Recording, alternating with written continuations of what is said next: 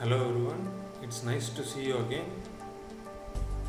Now we will be discussing the effect of durability in a concrete.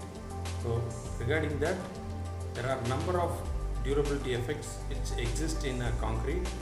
Today we will be discussing sulfate and freezing and thawing effect of concrete. Come, let us directly move into the topic. First we will discuss freezing and thawing.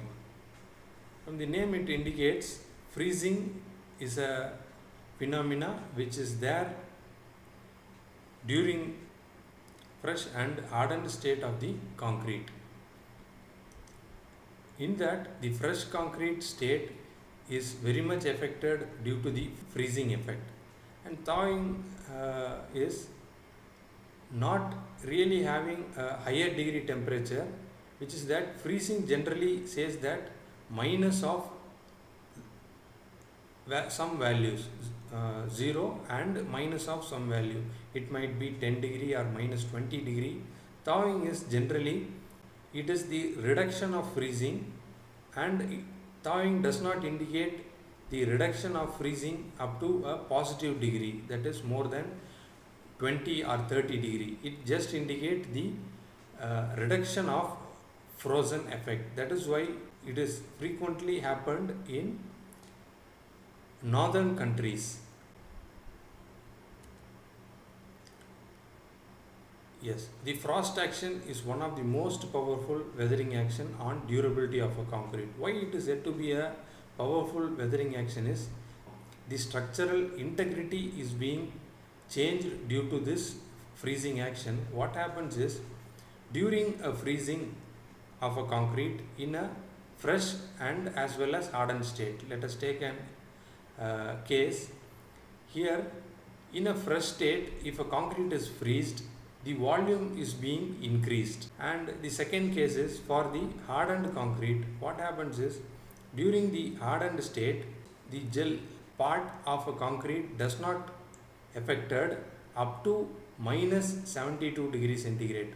Over that, after minus 72, more than that, then the gel pores of the concrete gets affected, and the only part which is affected during the freezing effect is the free water content, the water which does not hydrate inside the concrete, which is called a free water, which does not either mix with aggregate or with other ingredients. These free water causes the freezing and thawing effect.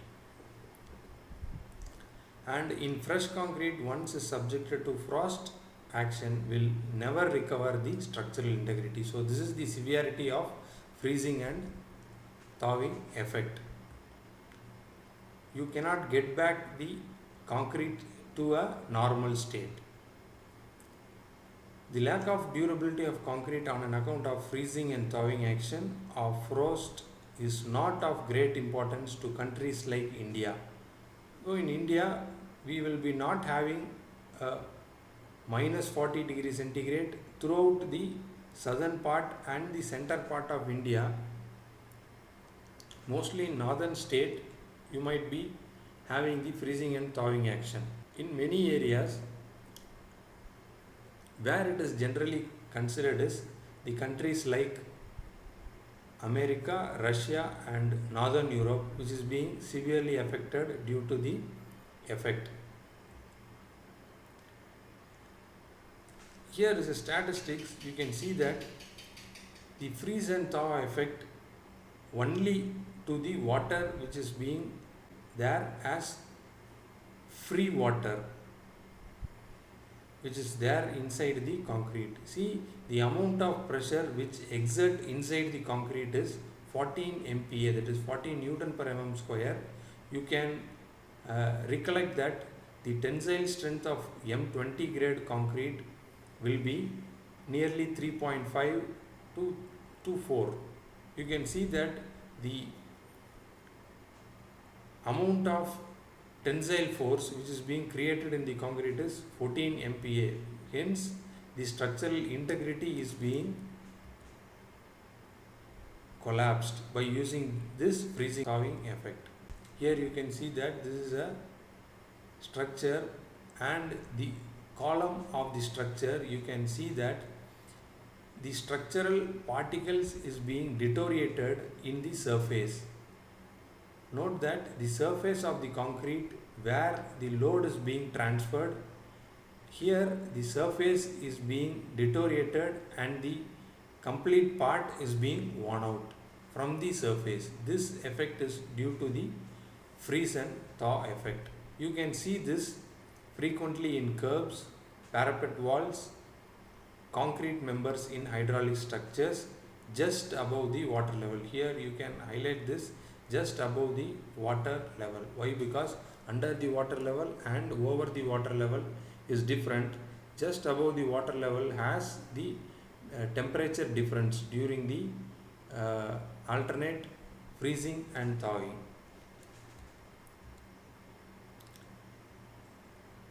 This is the point which I highlighted earlier. The water contained in gel pores are too small to get frozen. Here practically minus 78 degree, which is very rare case and obsolete, so that the gel pores generally will not get frozen.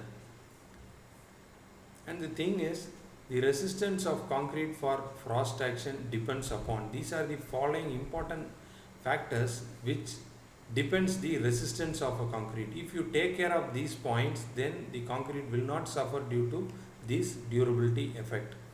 The strength of the paste, the more the strength of the cement paste or the concrete, the lesser the freeze effect. Next, a water cement ratio. If the water cement ratio is lesser and the free water is lesser, then the effect will be reduced. And the type of aggregate which is used, you should use a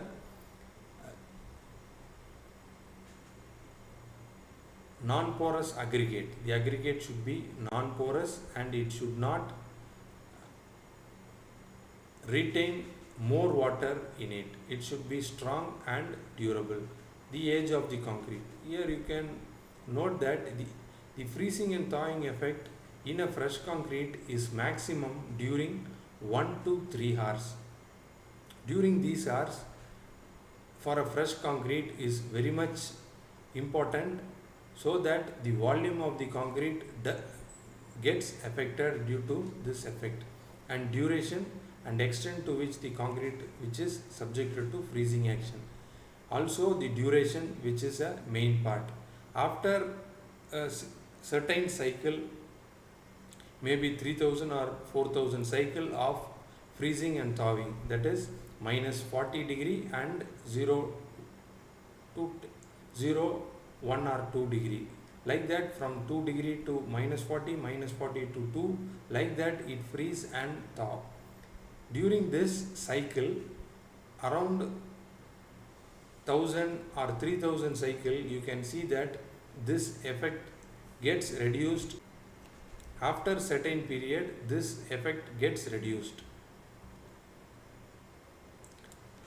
And concrete at later ages contains less moisture. This is what the reason why this effect during the later age gets lesser effect, in the sense lesser the moisture, the lesser will be the freeze thaw effect. Why? Because the water inside the concrete gets frozen and it creates a pressure to the concrete particle.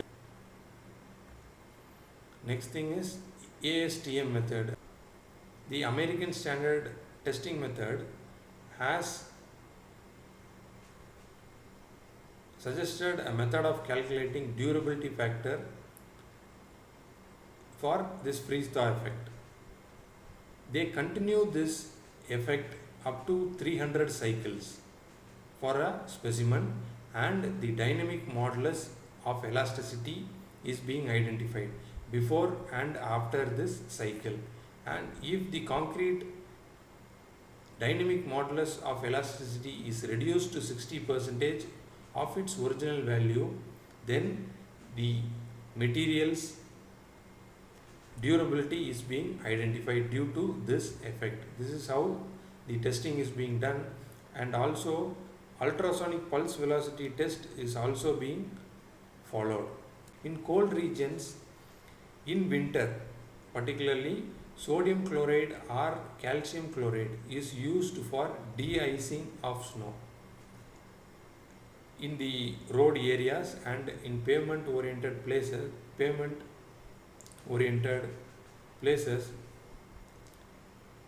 they will be using sodium chloride and calcium chloride for de-icing of snow. Here these two chloride will affect the surface of the concrete and it causes scaling. That is, the surface of the concrete is just being worn out. So due to this effect also, this is the post effect of freeze thaw. Due to this also the structure is being affected. Here it is indicated that air entrainment makes the concrete more resistant to surface scaling. You can see this air entrainment content. During all durability aspect, this air entrainment helps up to particular level, and if air entrainment is there for strength oriented phenomena, this air entrainment reduces the strength, whereas if you purely concentrate in durability, air entrainment is a very good friend for durability oriented aspect. So that engineer needs durability as well as strength. You have to make compromise for air entraining also. So particular amount of air entrainment is being suggested by Indian standard codes. So we shall include that air entrainment in order to reduce this freeze thaw effect. This should be taken care evenly throughout the structure. If the air entrainment is concentrated in a particular area of concrete, then it will not be useful for the concrete. This air entrainment should spread the concrete area in order to get a better effect. Next comes the second phenomena, sulfate attack. Here, due to the sulfate attack, the volume of the cement paste is increased, which is similar to the freeze thaw effect. Most of the soil contains sulfate in form of calcium and sodium, potassium and magnesium. They occur in soil or groundwater. Due to the groundwater content, if it is contaminated by these chemical, generally sulfate attack progresses towards the concrete. And of these all, magnesium sulfate causes the maximum damage. So here the Indian standard gives the certain guideline of how much to use the cement content and how much water cement ratio should be used according to this magnesium sulfate or sulfate range. If higher the range of sulfate, guideline gives certain content of cement and water cement ratio and certain precautionary measures to reduce the sulfate attack. You should survey that particular area, then you should take this precautionary measure in order to reduce the sulfate attack in that concrete. And during the decay of organic matters in marshy land, in this land what happens, this often leads to formation of hydrogen sulfate, and which can transform into sulfuric acid by bacterial action. In the marshy lands you can find many organic content which are plant and animal waste. This waste creates the hydrogen sulfate and promotes the sulfate attack. This is why during any construction we will remove out all the organic matters in that field. You can observe here that this is a pier and this is a bridge pier. Below that you can see the water. This water consists of sulfate in one or more ways. This creates the deterioration of the part of the concrete. There are many ways to deteriorate. Here you can see that this is a sulfate attack oriented deterioration.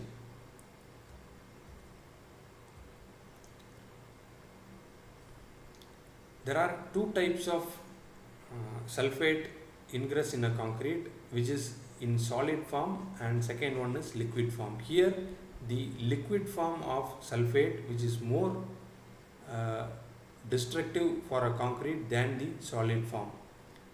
The solid form generally, which is in case of soils, and in water oriented area you can see this sulfate in a liquid form. Here the liquid form is much more dangerous when compared to the solid form of sulfate. Also you have to note that within the short time, a water cement ratio, with higher water cement ratio, if a concrete is being casted, in a short time the saturated solution oriented sulfate in liquid form creates higher effect. Also, if the concrete made with low water cement ratio, here if we reduce water cement ratio, and the progress of sulfate attack can be extended from 2 to 3 years. And a statistics given here, 1000 ppm is considered moderately severe, and 2000 ppm of magnesium sulfate is very severe. If these are the conditions, while you are taking a sample in a particular area in that water where you are going to construct, if this is the range, you have to identify into different class, and according to this class, according to its severity, you have to take the necessary action for overcoming the failure. The concrete is subjected to pressure of sulfate bearing water on one side. The rate of attack is highest, as one side of a concrete which is not affected by sulfate, and other side of the concrete which is affected by this sulfate action, then this is more higher of an effect when comparing to both sides of the sulfate attack. Alternate wetting and drying due to tidal variations. Why it is tidal variation? Because of the chloride and chloride form of sulfates. Due to this salt action, here there is a rapid attack of sulfate in a concrete. Here the important part, that is tricalcium aluminate content of 7%. This is the guideline. If the tricalcium aluminate is lesser than 7%, and if the tricalcium aluminate is higher than 7%, gives the division between cement of good and poor performance of sulfate. In a cement concrete, if you find more than 7% of tricalcium aluminate, then it gives a better performance in sulfate attack, and if this content gets reduced, then it will not perform better. Here this is an example for the sulfate attack around water logged areas. You can see up to this area the water is logged, above that the concrete is much finer, and below the area you can see that it is being severely affected due to this sulfate attack. I will show you the tabular form of the guideline which is given by Indian Standard Code. Here what we have to do is, if the sulfate attack is higher, that is for a class 5, there are different class, that is 1 to 5 classes. If the sulfate attack is more higher, that is class 5, what you have to do is, you have to use polyethylene or polychloroprene sheet. Then you can reduce the sulfate ingress in the concrete. These are the surface oriented technique. If you apply this member in the top surface of the concrete, then it will reduce the sulfate attack. Also you can use a coating, that is asphalt and chlorinated rubber, epoxy or polyurethane materials can be used to prevent the access of sulfate solution. Also, water soluble sulfates from these or other mixed constitution can cause expansion and disruption. Due to this expansion, the concrete disrupts. Due to the high contamination of sulfate in one or more forms, the concrete gets expanded and it gets disrupted in the areas which is only affected by the sulfate. This is a tabular column. In this tabular column, there are 5 classes are given. According to the code, 1 to 5, it depends on the severity. 1 is less severe and 5 is more severe. And the concentration of sulfate, that is sulfur trioxide in 3 forms. You can see that total SO3 in a particular area. This is in soil and this case is in the groundwater. If you want to identify only for groundwater oriented phenomena, then you can use this, and for this you can identify a class. If gram per liter, it is given here, if the sodium trioxide is less than 0.3 in the water, then it is mentioned as class 1, and also in the soil form you can take it as total SO2 that is less than 0.2, or in 2:1, that is water soil extract. If this is the ratio, then this is less, then it is less than 1. In this case you can see the linear increasing the content of SO3, that is less than 0.2 and 0.2 to 0.5, like that the content is being increased and a guideline is being given according to the class. For that, what you have to do is, for the first case, if it is a class 1 phenomena, what you have to use ordinary Portland cement or Portland slag cement or Portland pozzolano cement. Here always Portland slag cement and pozzolano cement is being suggested by the code for overcoming the sulfate action. Also a normal 20 mm aggregate which is being